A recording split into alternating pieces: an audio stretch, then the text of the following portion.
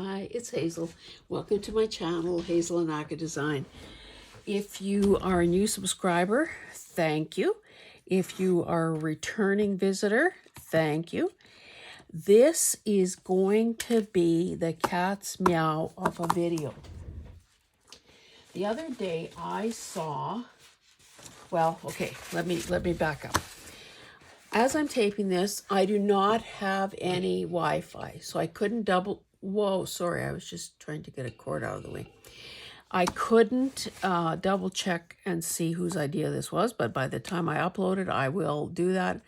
And I'll I'll name the channel in the title of the video as well as in the description box. Anyway, it was somebody talking about making faux leather using file folders.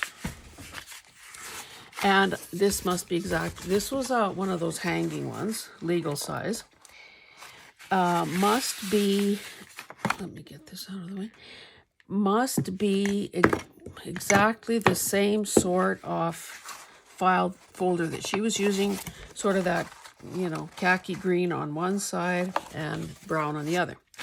Now, I'm not sure that I crinkled it as much as I should have.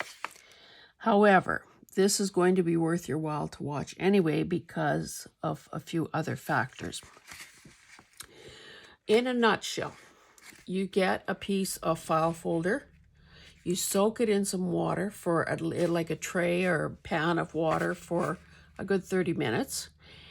Then you scrunch it up. And it's in the scrunching, of course, that these crinkles and marks are made. So you see there are some areas that are fairly big, which, I don't know. And, here the markings are closer together. So I think that is obviously a matter of taste and, practice. So I hate doing one-ofs of anything. So I then used this maroon colored file folder. This was also a hanging file folder, with the metal bars. So I cut those off. It also had this, whoa, I shouldn't touch that now. There was this strip of paper here that I guess was a pocket that a person could put some notes about the file in the pocket. I didn't think of peeling that off till after the fact. Now, if I were to use this for a journal cover or something, I would be covering that more than likely. Or I just cut this in half and make it a smaller cover. I left these doubled up edges just as they are, just to give myself more options. See, there's a tiny tear there. Anyway, maybe I did a better job on this one. There seems to be more markings. Of course, there is the name brand on each of these, Oxford Continental. And, like is often the case with these heavily pigmented things, they are a bit of a problem. So you can see where I was very rigorously,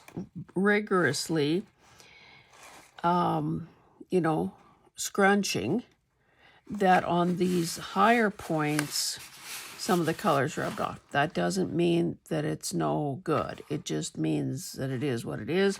First time attempt. And I will carry on and I'll show you something else. I also did a cardstock one. And this was just it must have been a legal one. Yeah, I think so. I didn't bother trimming this off. I see I have a tear there as well. Now, this, I guess they're all about the same weight. And then, finally, I also did I keep wanting to call it a duotang, but it's not a duotang. It's one of those 2-pocket portfolios. Oh, let's get that barcode on. So it would have been like so. And you can, well, I think this might have been the first one that I was doing. And I thought, oh, damn, I tore it. And then I realized afterwards, these are the slits on the little pocket that allow you to slip your business card in. So I didn't do that. I did, I guess, do this when I was taking this apart. So, if I'm not mistaken, I cut, yeah, there was a little lip, a little flange that had gone around the corner. I cut that off. And then I opened up these pockets. Now, I have to say that I also did all of these things in the same water, which, again, is that efficient or is that foolhardy? Not quite sure.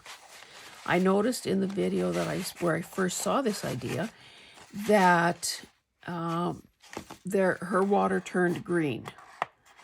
You know, there was a cast to the water. So I could have had, you know, this could have gone sideways, but luckily it didn't. Now, I don't remember, because I only watched the video once, I don't think she was using boiling hot water. I was just using really, like I ran the tap for a while and I got hot tap water. Not sure that made a difference or not. So then after, sorry, I left you in the lurch. After you wring this stuff, not wring, but, you know, crumple, open up, crumple, crumple, crumple. You lay it out on a flat surface. So I put this on the kitchen island and just sort of let it go. I think, you know, can't leave well enough, so every once in a while I'd flip it over. And then I let it dry overnight. And then this morning, I trimmed off some stuff. So, of course, the work is not yet done because you want to seal this in some way. So I have a million things to show you. I did basically, I used the green one and this cream colored, not cream, the cardstock one to do some swatches on. So let's do this one at a time. This first, okay, long ago I bought a chunk of beeswax. I think this might be 5 pounds, or was it $5? I can't remember which. Beeswax from a beekeeper. So on this very first area, this is what I tried first because I thought, oh, my goodness, I've got a lot of that, so why don't I do that? It kept, kind of corners kept breaking off. So, you know, I tried to do my best to put a reasonable amount on there. But, like I said, it's sort of... Now, doing a second coat is probably easier because, you know, it's sort of... it's getting soft and malleable. Anyway, so that is the natural beeswax. And I did write the notes to myself at the back because I figured, okay, if I'm telling you guys something, I better know what I'm talking about. Then I touched this paper with, I just ran this over. Now you can see that, oh, I'm getting better color this time. I guess I was a little too timid the first time. And I should say that before turning on the camera, I did sort of buff those things up. So we'll just leave that alone for the time being. Then this one that looks so white, I bought this at a thrift store. Didn't know what it was, have never used it. I did ask them to let me open the jar before I bought it so that I knew it wasn't a chunk of nothing. It says whipped spackle. It's a Faber-Castell product. A heavy textured gesso with the consistency of icing. Used whipped spackle to create dimensional texture applications without the added weight of heavy gesso. Prime surfaces for watercolor paint. Blah, blah, blah. Mix with gelatos to add vibrant color. Thick texture. Dries, matte, opaque, medium weight. Now, in hindsight, this was probably a waste of time because, well, mind you, I did buff this up too, and it feels nice. And I guess if a person wanted that look, it's fine. I think that is not what this product was intended for. However, that's why you do a swatch card. So then I remembered, where is it? Did I manage to lose one of my props here? Damn it. It is gone. Come on, I didn't put anything away.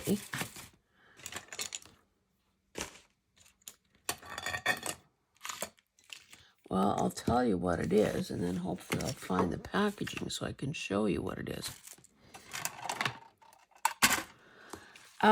It is called, oh no, wrong one. Metallic Bronze Art Wax. So it comes in a tiny little jar, and of course it is lovely.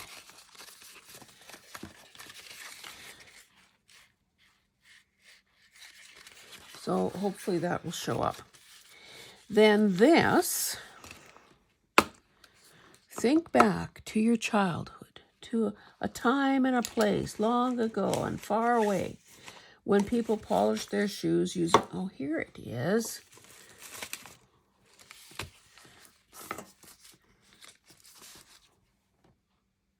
Again, a thrifted purchase. Beautiful metallic beeswax-based paste, which will turn your artwork into a real treasure while adding amazing, rich, metal-like finish to most surfaces and elements. And that's it for instruction. Anyway, a time long ago and a place far away where we used shoe polish. Now this stuff, I forgot how stinky it is. This color is mahogany. You can tell that we really used a lot of it.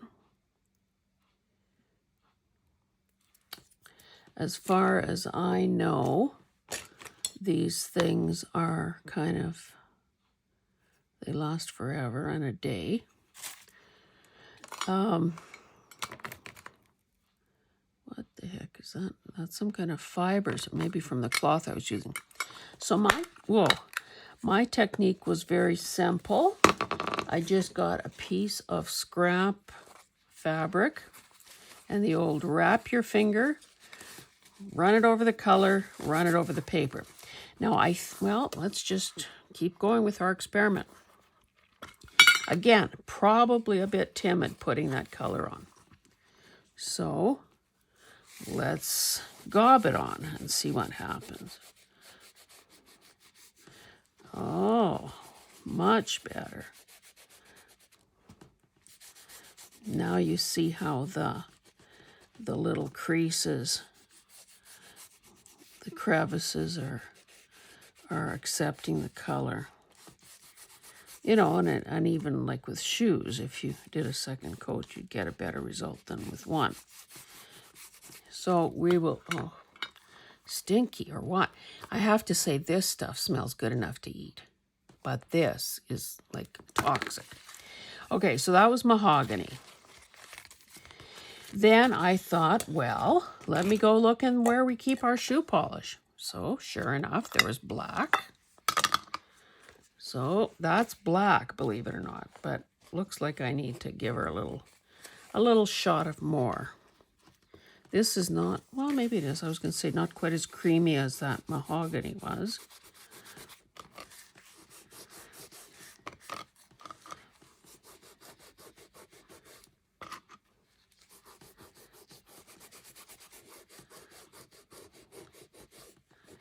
And on this cardstock, of course, you can, I also did it on the green file folder, and I'll show you that in a bit. But, you know, obviously when you're on something closer to neutral, your colors are going to be more true. And then, believe it or not, I found this shoe cream. I don't know if it's ever been opened. It must be 100 years old. It was only $2.25. And the color is denim. So for my little sample, I was just using a few taps out of this lid here.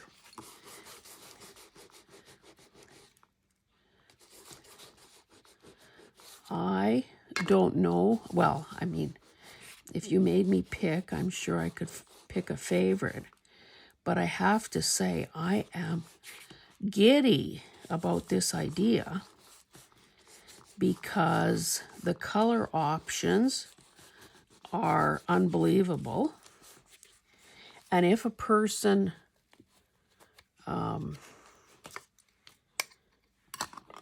uses, like with these things, these products, especially if they're already in your cupboard, are as cheap as can be. So that's what this looks like. So we'll set it aside while I show you quickly how it looked on green. Or maybe we won't set it aside. That way you'll be able to see side by side. I didn't do everything on both sheets though. Okay. So the purpose of doing all of, boy, it's kind of that smell.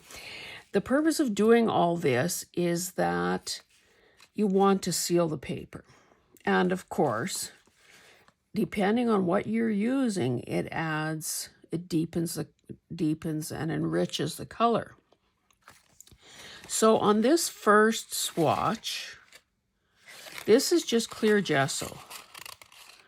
Now, we know that gesso seals and it adds tooth. So this feels a wee bit gritty. I can't remember. I think I probably, went over it like so. I'm thinking that the only reason there's some color there is because of the other color on the other side. It's probably, like my purple or maroon colored file folder, at some point the surface changed. Like if I was doing it on this side, probably green would start emerging. So that's clear gesso. This is gel medium. Now we know that too, and it's matte. We know that too is a good sealant.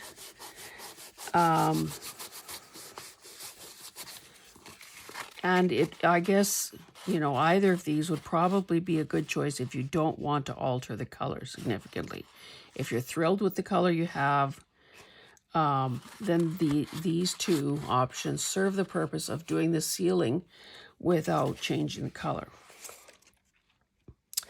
Then this was the little, this metallic wax. Oh, and I should tell you, in that shoe thing, in that where we keep the shoe polish, I threw the packaging away. There was a brand new package of these shoe polish daubers. So I used one on the black, one on the navy. And there was also another brand new package of these shoe shine cloths. Now, I think I started one. So maybe this side is very soft. So, and it's long so that you can do that whole action. Anyway, let's try this on.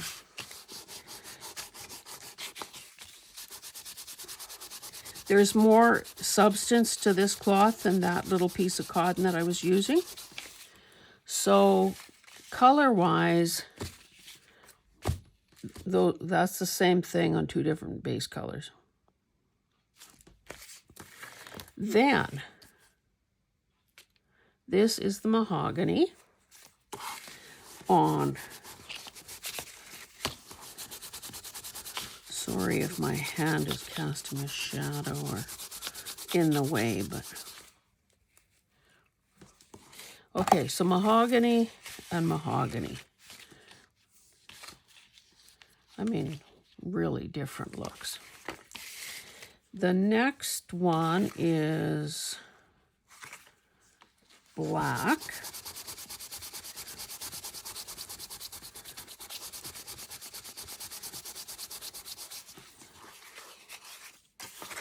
Black and black.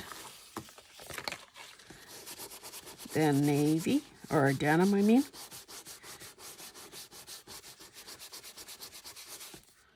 And you can see that some color is being lifted as I'm buffing. But this feels, oh. And then this is yet something different. Liquid shoe polish. Cordovan, I guess, is the color name. Wait. And it's got a built-in dauber. You're supposed to shake. Let's just add, well, okay, let's give this a second coat. Now, this would probably be really nice on my this.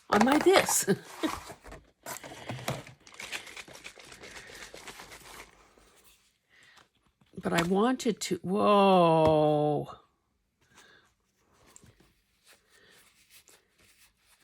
Yeah, what could go wrong? Oh, yuck.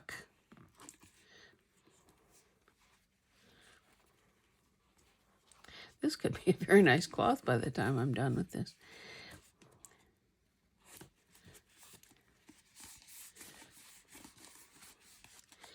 The liquid, to be honest, feels a bit counterintuitive. It feels like maybe it should be, whoa. So you press down to release some color. But I noticed that this was the one thing, whoops, that had gone to the other side. So it really saturates it with color. Now, that's going to need, and it's, you know, it's soaking wet, so that will need some time. So I don't know if you had all these choices at your disposal, what would you use as your base color, base paper, and what would you use as your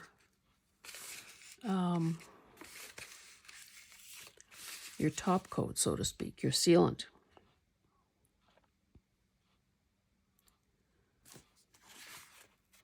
We'll let these guys dry a little more, then I'll buff them. I will also show you some other products I found in there. So Danier hasn't been in business for a while. We used to spend a lot of money that place. Leather jackets and purses. Anyway, it's called Skincare for Leather and Suede. And it's essentially, it's a spray, an aerosol spray, which I'm not going to use inside. So it's safe on leather and suede products.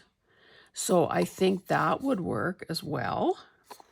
Because it's, well,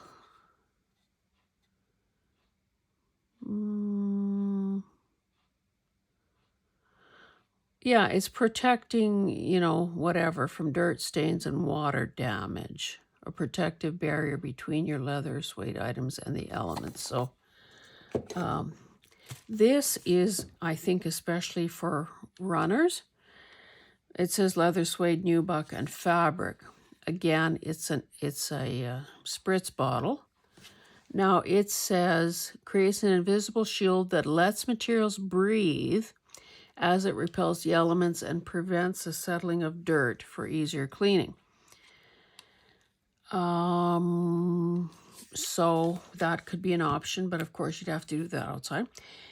And then this one, gently cleans smooth leather apparel.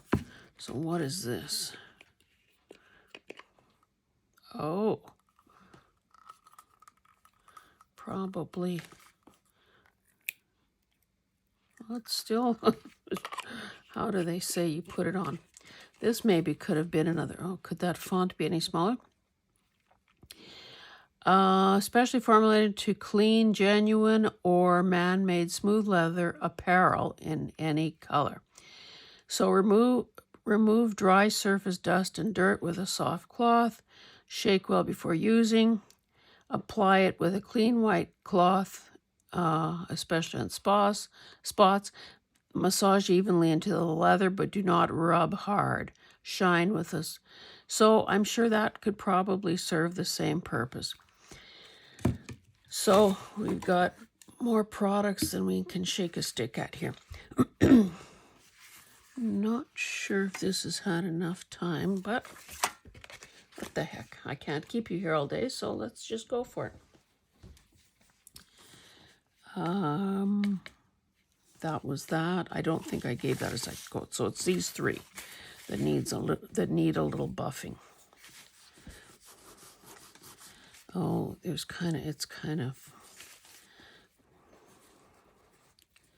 of gripping me a little bit here. So it maybe isn't. Yeah, it probably needed a little more time. It's probably taking too much color off.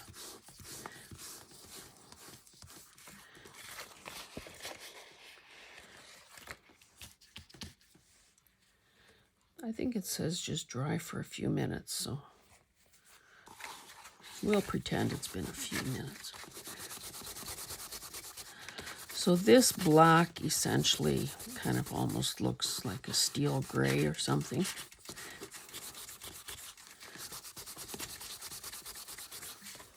I can't tell you how much I love this.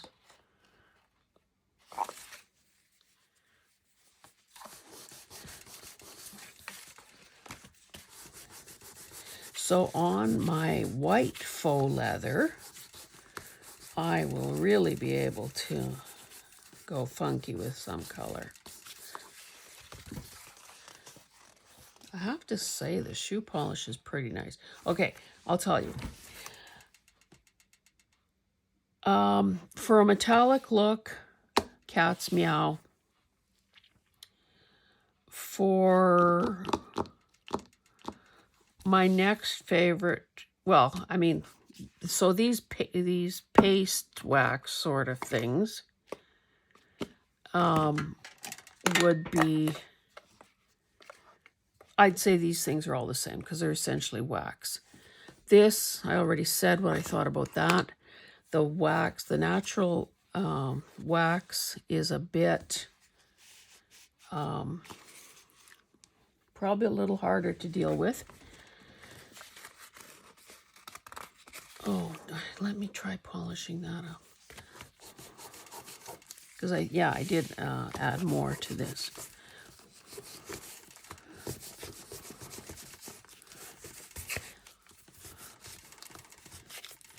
So I guess that probably sometimes the beeswax that we use for certain things maybe have some sort of something that's been added to them.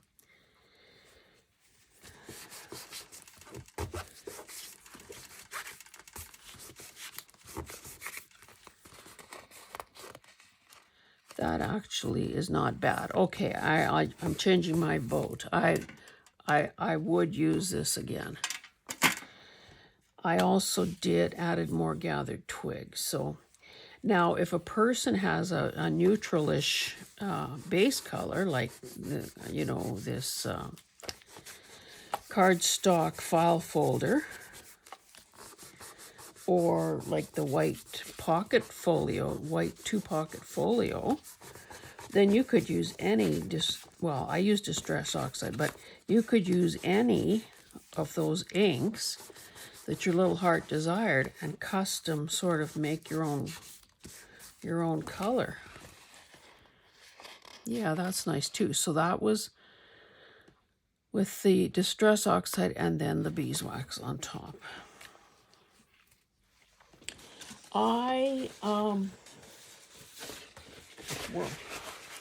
So I have some stuff to play with. Even my little cutoffs could be mini covers. This would be a good way to maybe play with. Wouldn't it be cute in that denim? So I got that, I got this. Actually, how are we doing for time? 30 minutes, well that's not too bad. Let me, where I've got this, on this side where I've got this doubled over, let's see what mahogany would do there.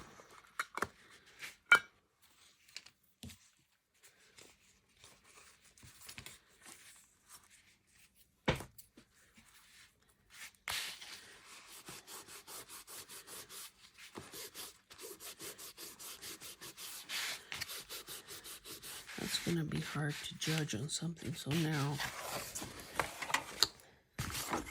let's try it over this word.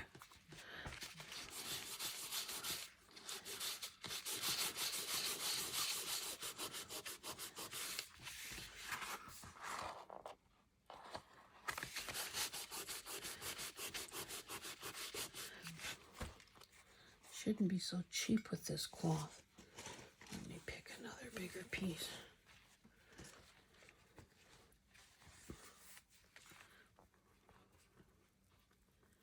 Maybe let's really gob it on. Yeah, baby. Oh. Now, of course, we won't know what it looks like in the end. I mean, we won't know. Oh, this stinks. We won't know really the final color because it'll need time to dry before I can buff it.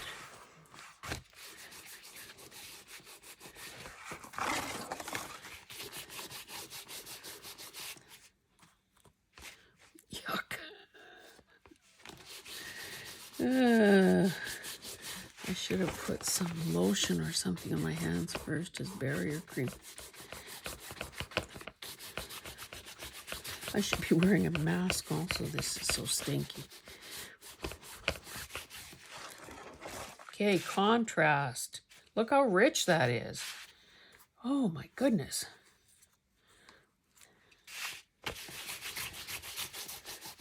Humble little shoe polish.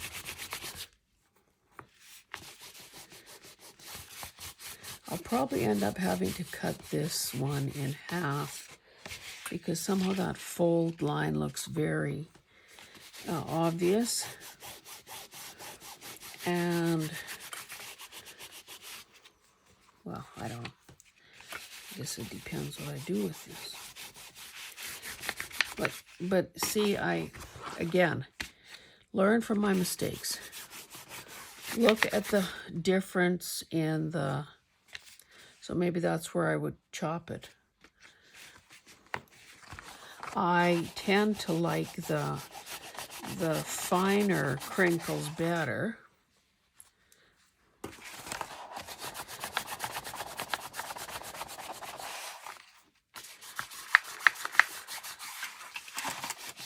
But again, you know, we don't throw the baby out with the bathwater.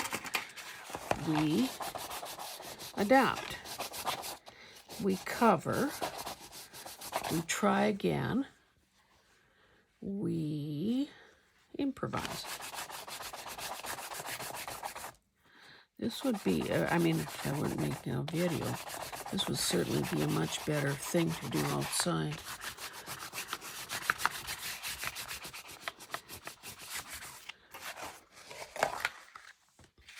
Okay, that is mahogany.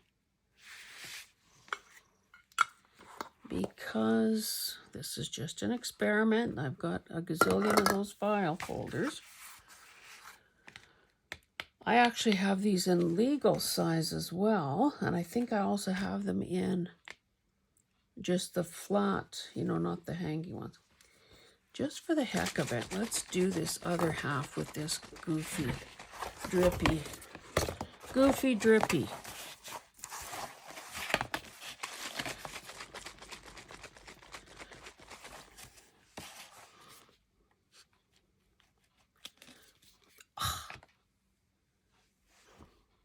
Looks like I've been peeling beets or something.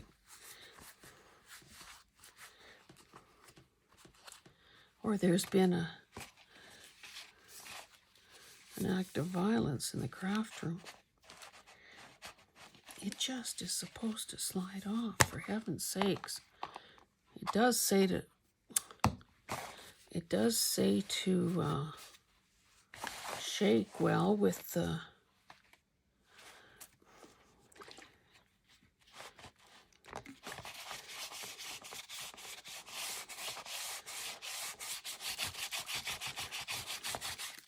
this color is truer to the original color. It's more plummy. The other half is more reddy. Reddy and plummy.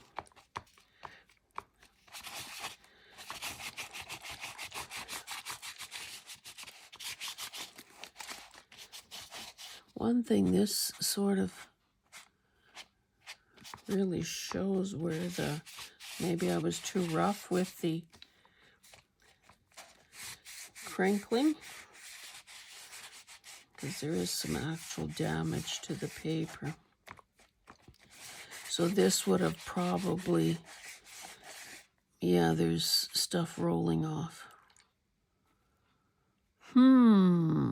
It didn't do it on that side. Maybe there's something in this formulation that is eating away at the paper.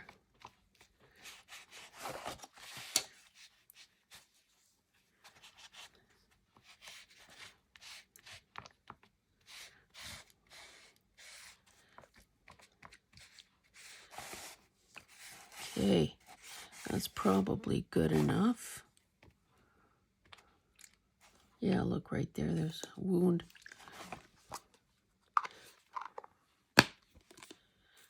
And it does say to keep this foam applicator soft, rinse with rinse with water and blot dry. So I'll do that after the video. And I think, oh, on this it just said, you know, one color per dauber. Okay. And I think, my lovelies, we will stop there. Because I have to, I managed to get it on my, I need to wash my hands, and I need to stop this smell. So I will keep, I'll let this dry, and I'll buff, and I will carry on working with these things and deciding what I'm going to, oh yeah, look. Can you see? If you look straight down, you can see how much of that surface has abraded with that polish, that liquid stuff. So much for that idea. Well, at least it was on the side with that bad interior. I mean, the color is great, looks rich, but what's the use if it is eating the paper? Anyway, thanks guys for joining me. I hope that you give this a try, and just like Pam would say, create with reckless, or craft with reckless, create, craft with reckless abandon. Like, the only reason that, like, it was my idea, but I just tried a bunch of extra things, and now I have that many more options than in the original video. So maybe you see something here today and you think, okay, but what about if I do such and such? And that's how the world keeps getting better. And the knowledge keeps expanding. Anyway, okay, guys, thank you. See you in the next one. Bye.